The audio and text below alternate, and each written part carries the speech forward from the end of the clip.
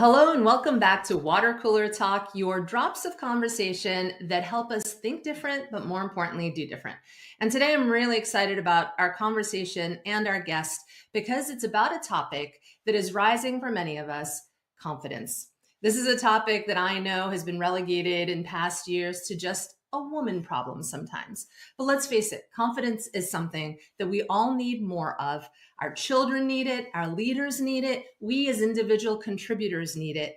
And as my next guest, Juan Bendana, will share with us, it is in these times of uncertainty that we need more certain people. And that's why I'm so excited to be bringing Juan in. Juan is a leadership and motivational speaker and the author of a new book, Confident by Choice: The Three Small Decisions That Build Everyday Courage. Juan gives leaders and teams the tools to break through hesitation and lead with unshakable confidence. And let's face it, whether at work, at home, in your communities, we know that a lot of people are holding back. There's so much more opportunity to what you do, to how you show up, and it all comes down to confidence. So let's look a little deeper into that and welcome my friend Juan. I've been waiting for this conversation for so long. Regina, thank you so much for having me. That was an extraordinary intro. I Oh, cannot believe I was like, who is the speaker here? It is definitely not me. That was amazing. I'm happy to be here. yeah. Well, listen, ever since the first time I had the pleasure of speaking with you, getting to know you, part of the conversation was kind of where I started with that confidence was something that, again, as a woman, I've heard the confidence Yeah. conversation. I've felt less confident. It feels like it's a woman thing. And I just love the conversation, the first one that you and I had about what you've seen across industries with top senior leaders when it comes to confidence. And we know that more articles have been coming out about this, how even the highest level leadership is admitting they are lacking in confidence, especially in these high times of uncertainty and disruption. So, I mean, what are you, just to level set us, what are you seeing? Because you're on global stages talking about this, you're in companies advising senior leaders on this and advising their teams. So, what can you bring back from sort of the real world of conversation around this? Yeah, I think a lot of us have this idea or this notion that we need to, in some degree, have it all together, and play the perfect game. And we're always kind of checking in with our family and our friends and our teams and the organizations we're a part of, the associations we're sort of merged in with, and have this desire to sort of be enough, to Mhm. sort of set that, have that bar set and be able to meet it. And I think, Oprah, after giving I think it was 35,000 interviews, she said this in a commencement speech, that everyone she interviewed, every single person, asked the same question when the interview was done, when the lights turned off and the cameras stopped. Every single person leaned in, they handed her the mic and they asked, was that okay? Which is Wow. basically asking, am I enough? And it's a Yeah. question that I've found we're asking constantly. Am I enough for this change? Am I enough for this next level? Am I enough for this leadership role? Am I enough to lead this team when I'm 35 and this is my first leadership role in a company? I'm not sure if this is really for me. And I think we're asking that question constantly. And it is a hard question to answer because Mm, right now, most people score more points on the board for self-doubt than they do for self-confidence. so And the true. challenge is, one positive comment or one reaffirming comment does not weigh the same as one criticism, Mm, as one negative comment. We'll carry one criticism because it weighs far more than 10 compliments. So we find more reasons to doubt ourselves than to believe in ourselves. And then it actually affects our performance in the long run. I always tell people low belief will never lead to high performance. hmm. Having low belief, we will never outperform our self-image. The image you have of yourself as a leader, as a boss, as a team member, as a realtor, as an entrepreneur, as a salesperson, whatever it may be, that is sort of a psychological ceiling that you've set for yourself. So Mm, my whole thing is how do we break through that and have the level of belief that we had when we were 6 years old, when the world was our oyster, when we had imagination that was unlimited? Because yeah, over time we kind of learn to turn that down, yeah. and learn that, oh yeah, we should kind of fake it till we make it, be less of who we are, because I really want to, I don't want to ruffle any feathers. And Yeah. then that turns into us second guessing ourselves and Mm. being less of what we're capable of. You know, I love, like, we talk about the being kids and that imagination, but something that I've been thinking about lately is beyond that imagination. Wasn't it funny how every day was a different role we played and we stepped into it and assumed it? Like we owned it. One day I was a doctor. The next day I was a veterinarian. I was not afraid to talk the language of what I thought that would be. I think that's also like, right? That's the level of confidence, just to like step into that ownership of what you can speak to. And I love that piece of it. And I'm also realizing more and more that people actually aren't as afraid to fail as I thought. Mm, You always hear it's like, oh, we're afraid of failure. I don't think we're afraid of failure as much as we are afraid of failing in front of people. interesting. Like Yeah. a lot of people say, it's like, oh, I'm afraid of public speaking. 76% of the population has glossophobia, which is the fear of presenting in front of groups. But I don't think anyone's afraid of public speaking because if you're in a large room alone, you'd be able to talk. No, Mm, the people are afraid of being judged. They're afraid of messing up. They're afraid of tripping over their words and what people will think of them afterward. So we're not afraid of failure. We're kind of afraid of failing in front of people and what they will think of our failure. Because if you've ever been walking, maybe like in an airport or like you're walking to the gym, wherever you're going, and you're not around anyone and you trip, like just randomly. that's I don't right. know if you've ever tripped Yeah. over Yeah. yourself. Like Oh I yeah. have done this I feel like I'm pretty coordinated, but I have just like I just forgot how to walk for like 4 seconds. Right. And no one's around. You're like, it's okay. If you do that in Grand Central Station in New Hmm. York City, Or walking up to accept your Oscar award. Right. you turn beet red. Yeah. And because it's not afraid of the fall, you're afraid of falling in front of people. So that's something I'm seeing Mm, way more yeah. often. Yeah. That people Again. aren't even willing to share their perspective or their opinion because they're afraid, Mm, especially in the polarizing landscape that we are currently in right now. People are afraid to share their voice because not because they think that they're incorrect or they lack belief in conviction in what they're saying. They lack belief that people will agree with them. yeah. So Well, then they're like, part of water cooler talking, what we do here is also we look at some clips that are on social media amazing. addressing some of the topics that we discuss here. And so here's a great clip that we want to just like look at with Mel Robbins talking about a new language around confidence. So let's just hear what Mel has to say. What are some tangible things you can do in the short term to build your confidence? The research around confidence is very clear. Confidence is not a feeling. Here's a new definition of confidence. Confidence is the willingness to try. And the reason why this definition is critical is because the research shows that confidence, as we talk about it like a feeling, is gained from competency. Competency is a fancy word that basically means you know what you're doing. And the only way to know what you're doing is to practice it over and over and over again. And when you practice something, you start to gain skills and you lose your resistance and your fear around it. And that's where the feeling of confidence comes in. You have to be willing to try something you've never done before. And so you have confidence and you display confidence when you're willing to try something. That's it. I love that. I mean, she talks about confidence in that sense of competency, right? To try something. The more you try something, the more competent you get in it, the more you feel good about doing it, and the more confidence you have. That's part of some of your research too that you've done, right? Yeah, I think in part, I do agree with a part of it. There's another part I don't necessarily agree with. The first Mm. part that I agree with is that confidence isn't a feeling, it's something that you do, right? Like you act your way into confidence. The same thing of feeling motivated. Motivation, sure, is a feeling, but it's far easier to act your way into motivation than to motivate yourself into action. So action really comes first. The one part that I would say in her definition of confidence is the willingness to try. Mm. Okay, yes, I agree in part, but I think it's actually goes a little deeper in that because okay, you could have a willingness to try, but what if you have this willingness to try and you're like, I'm going to go for it, but I don't believe it's going to work out? Is that real confidence? You could That's a have a good. willingness to try, but there's a step before willingness and before action, which is actually having the belief. I would say, if I were to give a definition to confidence, it would be the belief in your ability to figure things out or Oh, I to like that. have the Yeah. willingness, the belief in your ability to find a way, your belief in your ability to figure it out, to take action. See, Mm, if you do not believe in your ability to do something, then willingness to try or not, you don't have yeah. confidence in that thing. I've met a lot of people that have a willingness to try and they're like, I'm going to go for it. It's probably not going to work.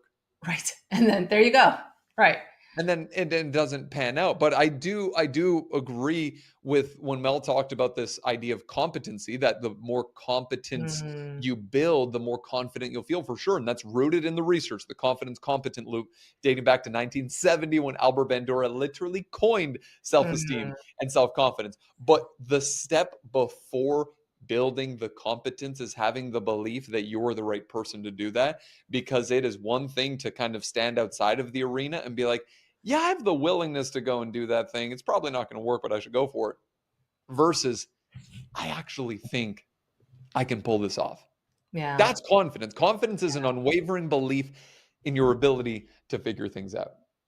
I love that. So many strategies, and you have many more in your book. And I'm really excited. I want you to talk a little bit about your confidence and your cycle around confidence, right? What it is, how you share it, your the confidence cycle, your framework that you have for really helping people, and it's a 3-step process to get them through it. What is that process?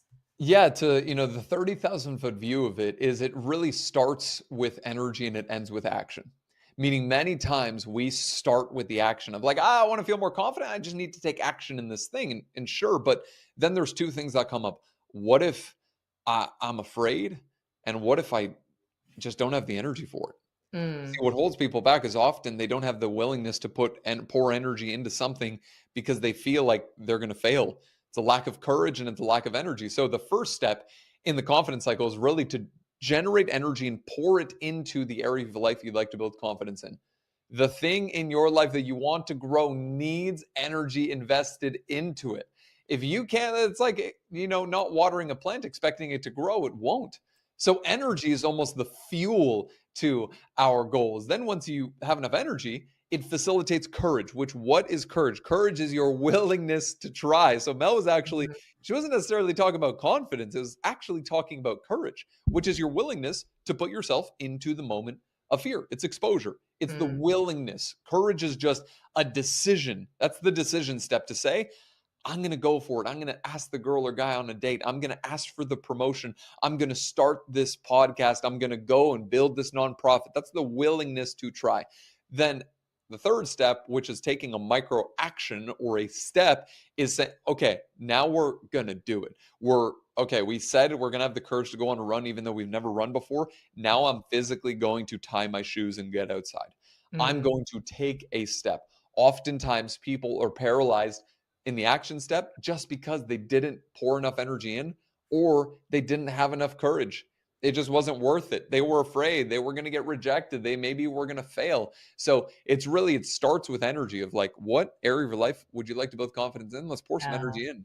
Mm. Then that leads to more courage, which is the decision, to then ultimately the third step, which is to take action. Yeah, I love that. So, and just to say, courage and confidence, some people have used it interchangeably, but here there is a nuanced distinction that you're sharing, right?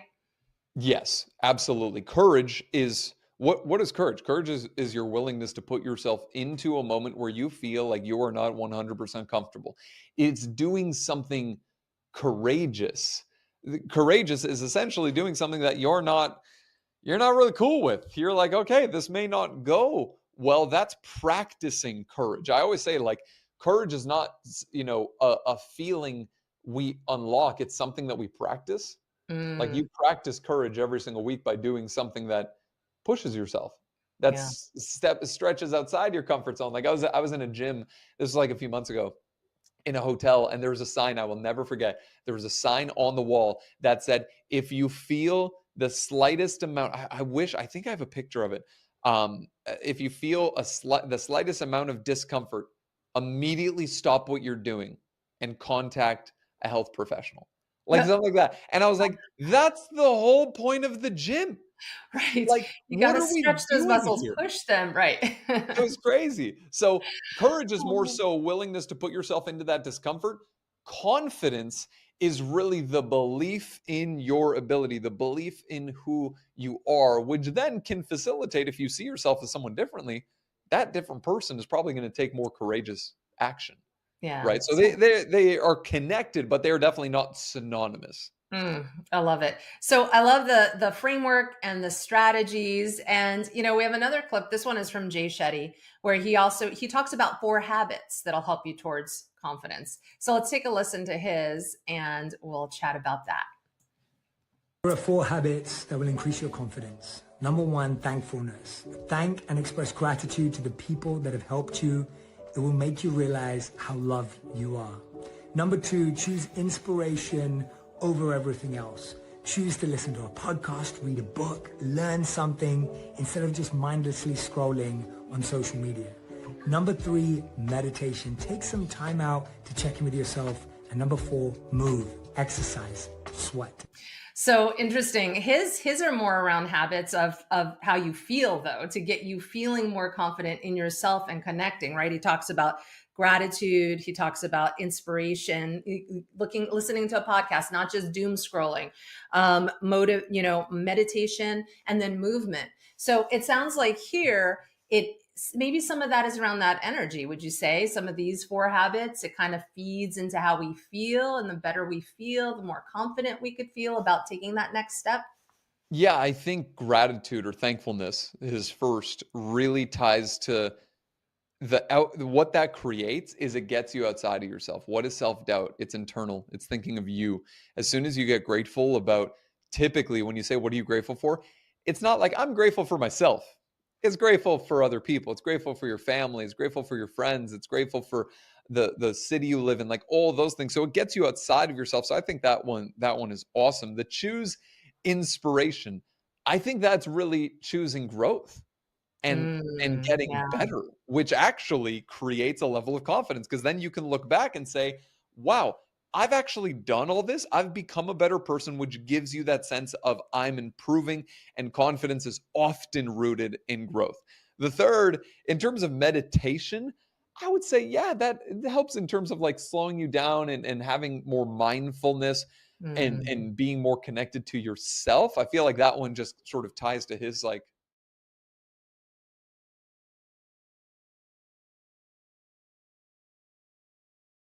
there is nothing better to generate energy than moving your body and exercising. And even if it's 20-minute walk outside, or you got to do 10 burpees, oftentimes a low energy state like a self-doubt or worry or anxiety is often it's pinned to, oh, I feel worried, I feel anxious. Sometimes it's just we feel fatigued, we feel low energy.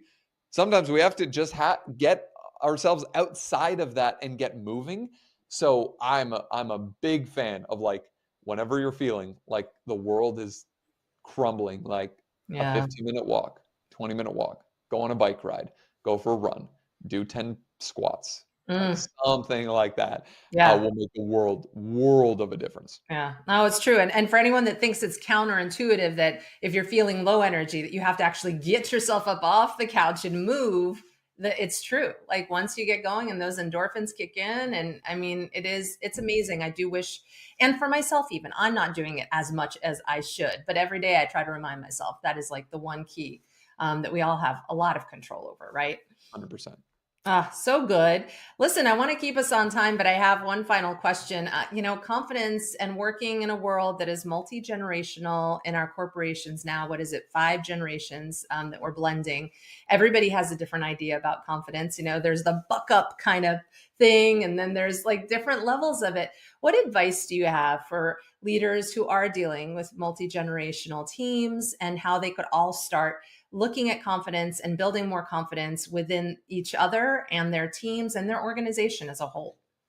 Yeah, I think the most important thing to remember is to not start by trying to understand your version. Start by trying to understand theirs. I feel like the biggest disconnect with leaders is often they say, well, why aren't you motivated? Like I gave you a bonus.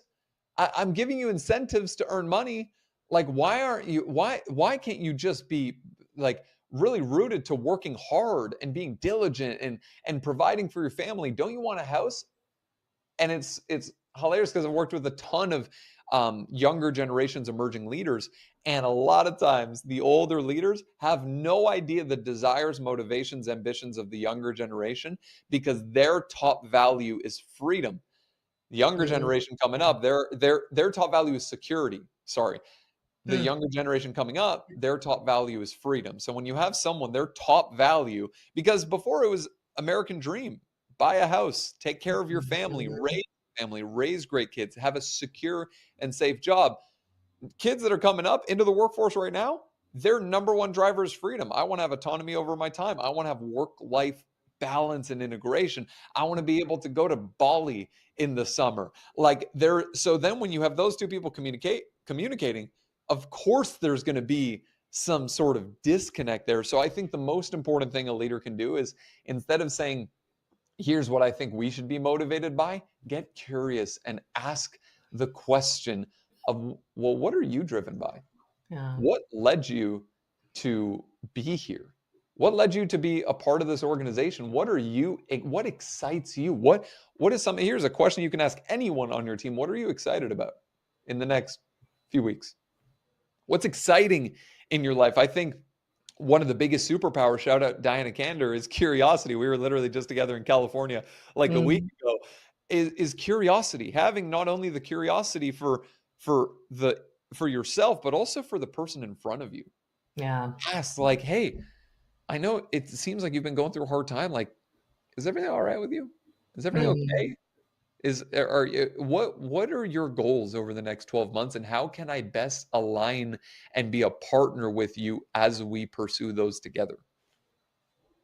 That's creating a place that people never want to leave. That's creating a culture where people feel like that organization has a vested interest in my success. So of course I'm going to be here because I feel like they're on my team, not someone I'm just working for. Well, I love it. Thank you so much. I mean, all of your strategies, again, are helping us. Like you say, in these uncertain times, we need more certain people. And some of these steps in your framework really are going to help us get there. And as you know, the whole purpose of Water Cooler Talk is that we're all having these small conversations, whether truly by a water cooler, the proverbial water cooler, or just in between, meeting one another in hallways, outside, in our communities. So what are we filling our heads with? How are we sharing daily drops of conversation that can help us think different and do different? And Juan, you helped us do just that today. So thank you so much, my friend. Thank you for having me. It's been awesome. I really appreciated the chat. Thanks.